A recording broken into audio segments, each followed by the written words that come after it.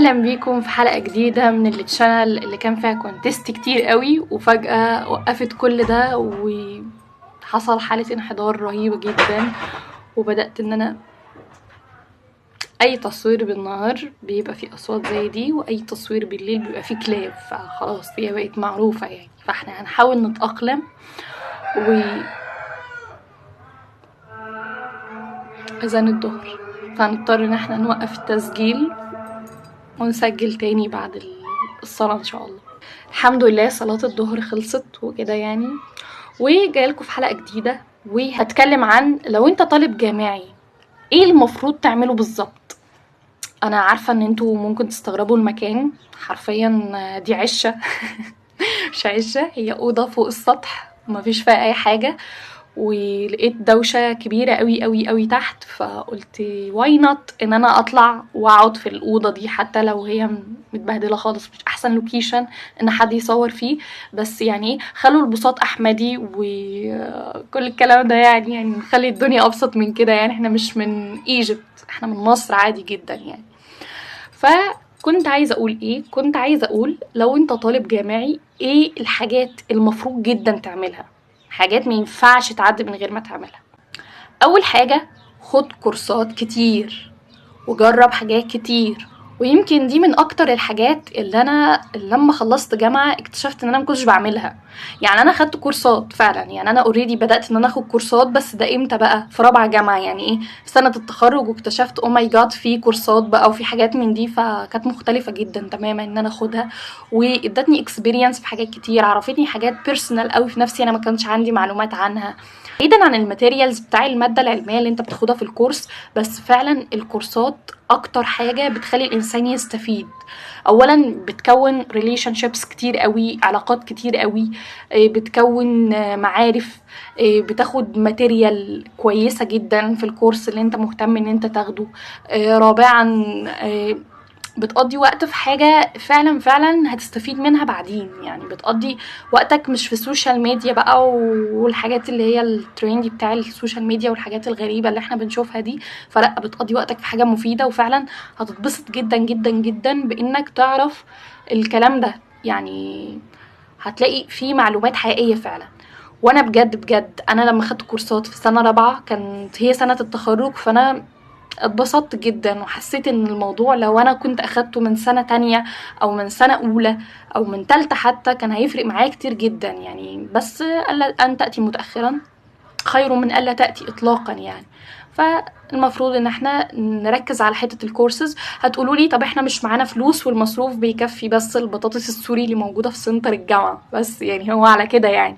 اقولك في كورسات كتير جدا جدا مجانية تبع حاجة اسمها التطوير المهني في الجامعات. انا كنت جامعة المنصورة، فانا كان التطوير المهني بيعمل كورسات وبيدينا ماتيريالز تبع غرفة التجارة الامريكية، وكانت كلها كورسات مجانية تماما، وكانت كلها كورسات مفيدة جدا. انا خدت في الماركتينج والديجيتال ماركتينج، وبتاخد خدنا كمان في اللي هو الحاجات اللي لها علاقة بالمهنية. كان في كورسات مكثفة بيبقى فيها حاجات لها علاقة بالسي في حسب الكارير، ولو حد عايز يعمل كارير شيفت يعمل ايه، والطالب الجامعي بيبحث ازاي. وكان في اشتراكات وحاجات جميلة جدا، ودي كلها فور فري من غير اي فلوس. وكمان بيبقى فيه للطلبة الجامعيين لو في حاجات بفلوس بتبقى مخفضة جدا، فلو انت دورت في الجامعة بتاعتك اكيد هتلاقي كتير جدا كمان. فدور وشوف، ما معكش فلوس خد الفور فري، معاك فلوس روح واشترك في الحاجات دي. بجد ده اقوى استثمار ممكن الانسان يعمله في مخه بجد. فالكورسات مهمة جدا جدا جدا، والتجارب ان الانسان يجرب في حاجات كتير مهم جدا جدا، وخصوصا في سنين الجامعة، لان سنين الثانوي بنبقى كلنا محتارين مش عارفين هنعمل ايه، ونكون لسه صغيرين برضو وما عندناش اكسبيرينس كتير، وبتبقى كلها مشغولة في المذاكرة. بعد الجامعة بتتسحل في جو بقى بتاع الكارير، وهتشتغل ايه وهتعمل ايه والحاجات دي كلها. فاكتر فترة بيبقى فيها مذاكرة وفيها وقت وفيها فلوس هي فترة الجامعة، فما تضيعوش الفترة دي واستغلوها كويس قوي. تاني حاجة، واكيد كل الناس كل اليوتيوبر واي حد ممكن انت تطلب منه نصيحة يقولك اتعلم لغة وكون كويس فيها، اتعلم لغة وكون كويس فيها.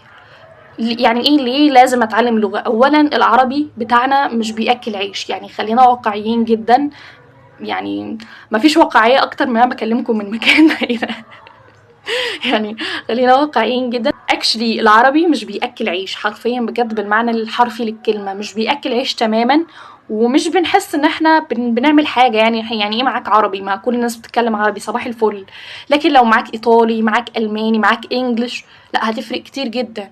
وفكرة ان احنا بنذاكر في الجامعة، نقعد نذاكر لغة لو كل يوم نص ساعة، لو كل يوم تلت ساعة، مفيش وقت خالص، لو كل يوم 10 دقايق في 4 سنين جامعة او 5 سنين او على حسب الكلية اللي احنا فيها، بجد بجد هتفرق كتير جدا جدا جدا جدا في اللغة بتاعتك. ولما تيجي تتخرج وتيجي تشتغل بعدين او تيجي تشتغلي بعدين، بتلاقي ان الفرص بتاعتك هتبقى اعلى كتير قوي من حتة ان هو معايا عربي بس. لا، اي حاجة فيها لغة عامة بتكسب الضعف، بتاخد الضعف.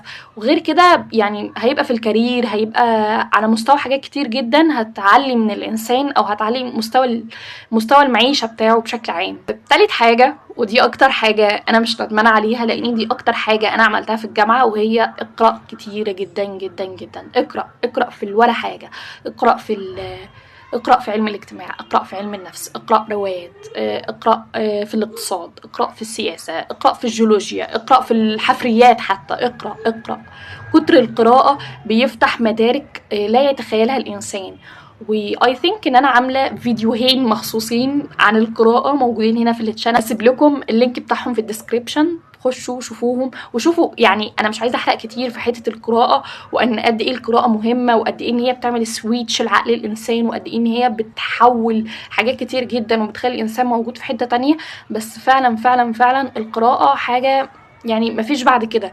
فانا هسيب اللينكات دي في الديسكريبشن تحت، ادخلوا شوفوا وشوفوا انا قلت ايه عن القراءه، سواء قراءه روايات او قراءه كتب ثقافيه عاديه. وجادلوني اللي عنده اراء مختلفه حسب الموضوع ده يدخل ويقول لي على فكره انت رايك غلط، وانا هتقبل كل الحاجات بسعه صدري جدا. مش هتخانق مع حد، مش هعمل اي حاجه خلاص. تخشوا شوفوهم عشان مش عايزه احرق كلام كتير في الفيديو ده واضيع توبكس تاني. لو انا عندي اخت صغيره وعندي اخ صغير في الجامعه، اول حاجه صوت الديوك بيت الدم، مش عارف ايه كده، بيجوا بجد بيستنوا، بتبقى الشارع بتاعنا ده كله هادي تماما. والله بيبقى هادي ومفيش، والديوك بتبقى نايمه وكل حاجه نايمه وكل حاجه تمام. اجي بقى افتح الكاميرا، يعني يلا بقى عايزه اعمل فيديو، بقالي كتير قوي منيمه التشانل ومش بعمل فيها اي حاجه، فاجي اعمل فيديو فلاقي بقى كل حاجه طلعت مره واحده. خلاص بقى يعني لو احنا النهارده قررنا ان احنا، انا مش عارفه صوت الديوك ده هيكون عامل ازاي، ولو انا عرفت اشيله في المونتاج اكيد هشيله، بس يعني ايه، نخلينا مركزين في التوبكس، وهحاول الفيديو ما يكونش طويل لان الاجواء غير مساعده خالص.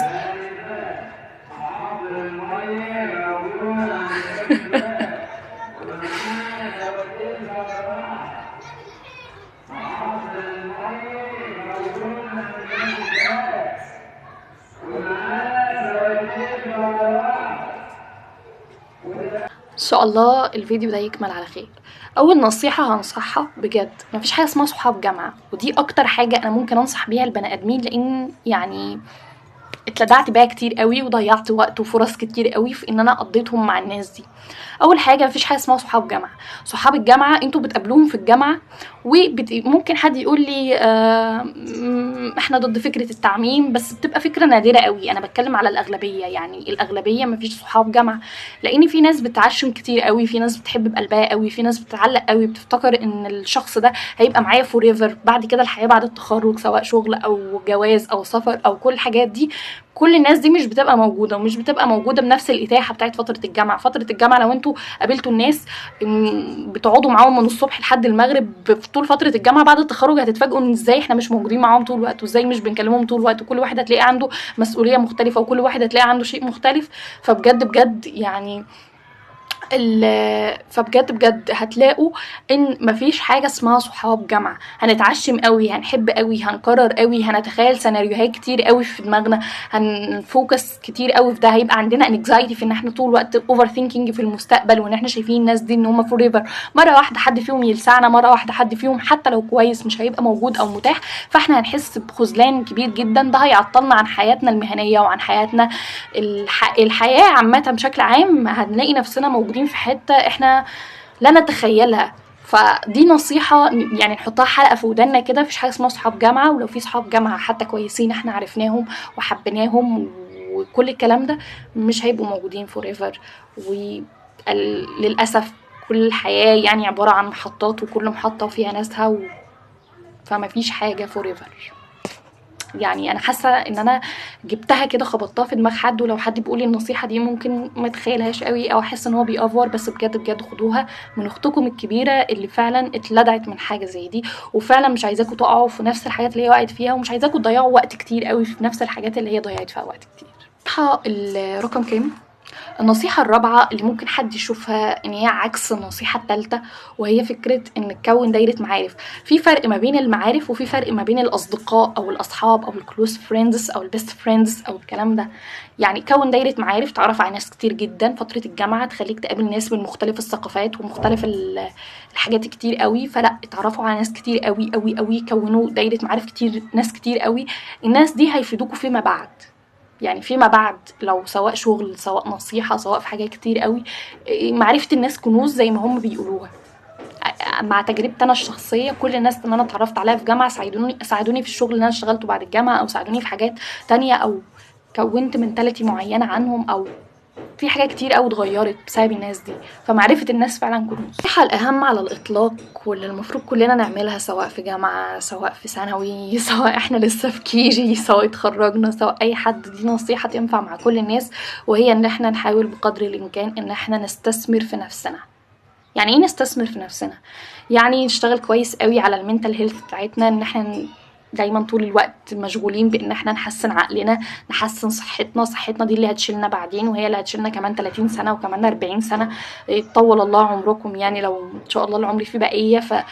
الصحة اللي احنا بنبنيها دلوقتي، الجانك فود اللي احنا بنجيبه، وكل الاكلات الان هيلثي اللي احنا بنجيبها، دي كلها هتبقى احنا بعدين، بس هتبقى على المدى الطويل جدا. فاحنا بناخد على المدى الطويل نعمل ده، فلا احنا دلوقتي المفروض ان احنا خلي بالنا من صحتنا كويس قوي، نخلي بالنا من كل حاجه كويس قوي قوي قوي بشكل كبير قوي. فانا حاسه انا قلت قوي كتير قوي، وحاسه ان انا كررت الكلام برضو، فايتس اوكي. انا مش همنتج البارت ده عشان بجد يعني انا خلاص انا جبت اخري من الناس اللي عمالين يزعقوا تحت دول.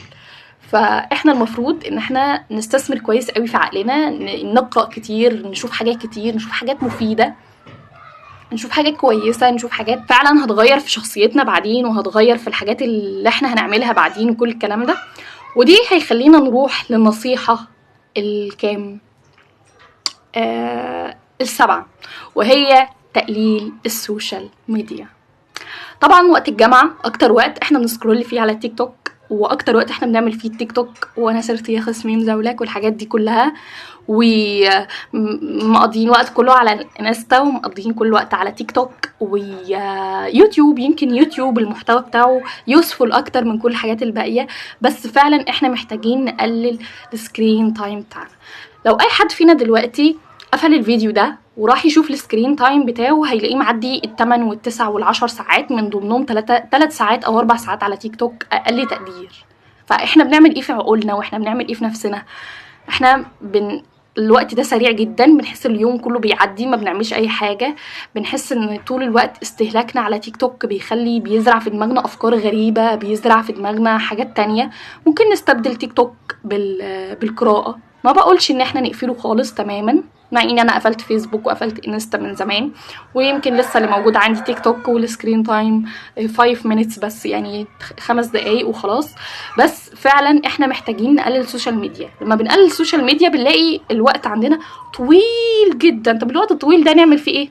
قراءة، حاجات مفيدة، محاضرات، ليكتشرز، كل الكلام اللي احنا كورسز اونلاين، كل الحاجات دي هنلاقيها فعلا، هنلاقي لها وقت. فاحنا نحاول ان احنا نقلل السوشيال ميديا على قدر المستطاع جدا جدا جدا. ما بقولش نلغيها تماما، اكيد ليها فوائد على قد ما ليها عيوب، بس احنا مسحولين في العيوب بتاعتها اكتر من الفوائد بتاعتها. فاحنا محتاجين ان احنا نهندل الدنيا شويه، ونعرف العيب من الميزه والحاجات دي كلها يا موناليزا. اخر نصيحة، وهي دي نصيحة انا اكتشفتها مؤخرا، وهي العادات الصغيرة السلبية مع الوقت بتبقى حياتنا. يعني كل يوم انا بعمل حاجة سلبية معينة، مع الوقت هي انا مش شايفة، يعني انا مش شايفة التراكم بتاعها. بس يعني تخيلوا كده لو حد كل يوم بيجيب 5 حبات رز يحطوهم في مكان، شوفوا كده لمدة وقت طويل هتبقى عاملة ازاي. هي نفس الفكرة، تبقى كبيرة جدا. هي نفس الفكرة، انا بعمل عادة سيئة معينة في وقت معين كل يوم بشكل على طول على طول على طول على طول، بشكل مستمر في كونتست كتير قوي. فمع الوقت هلاقي نفسي بعمل حاجات سيئة موت جدا، في حاجات يعني مع الوقت هتدمرني وتدمر صحتي وتدمر المنتال هيلث بتاعتي وتدمر كل الكلام اللي احنا اتكلمنا فيه. فبرضو ناخد بالنا من العادات بتاعتنا. نراجع الكلام اللي انا قلته كده سريعا. يعني ناخد كورسات كتير، نجرب كتير قوي، نقرأ كتير، نتعلم لغة ونكون كويسين فيها، نقلل السوشيال ميديا قدر المستطاع، نكون معارف كتير ونعرف الناس ونعرفهم مش نصاحبهم، لان مفيش حاجه اسمها صحاب جامعه زي ما احنا وقلنا برضو عشان نتفادى المغالطه المنطقيه بتاعه التعميم. فاحنا قلنا ان في صحاب جامعه بس على طول مش بتبقى نفس الاتاحه بتاعه الجامعه، وشرحنا كل ده في الفيديو، فمش عايزين نلك فيه كتير لان انا لما بفتح ما بتقفلش خلاص. الاستثمار في النفس سواء على مستوى المنتلي، على مستوى الصحه، كل الكلام ده وبس. وإن عجبكم الفيديو ما تنسوش بقى تعملوا سبسكرايب ولايك وكومنت، ولو اللوكيشن ده مش عاجبكم قولوا لي ان هو مش عاجبكم، وانا ان شاء الله باذن الله نختار حاجه احسن من كده. بس انا فعلا ما صورتش فعلا في الاوضه بتاعتي او ما صورتش في البيت عامه كله، لان في صداع كتير قوي تحت، فانا طلعت فوق لقيت في صداع فوق اكتر، فانا مش عارفه اعمل ايه. يعني هضطر ان انا ارجع اصور بالليل، بس انا بقالي فتره متعوده ان انا انام بدري، فما بقتش بسهر، فطبعا هنام بدري فبتبقى في دوشه برضو بدري، فالدنيا بايظه خالص. بس ثانك يو لو في حد وصل لحد هنا، بجد بجد يعني انت انسان عزيز جدا على قلبي انك قعدت تسمعني لحد هنا. واتمنى ان احنا نعمل لايك وكومنت وشير وكل الحاجات الحلوه اللي كل اليوتيوبرز بيقولوها، مع اني مش يوتيوبر بس اوكي يعني لابد منها. بس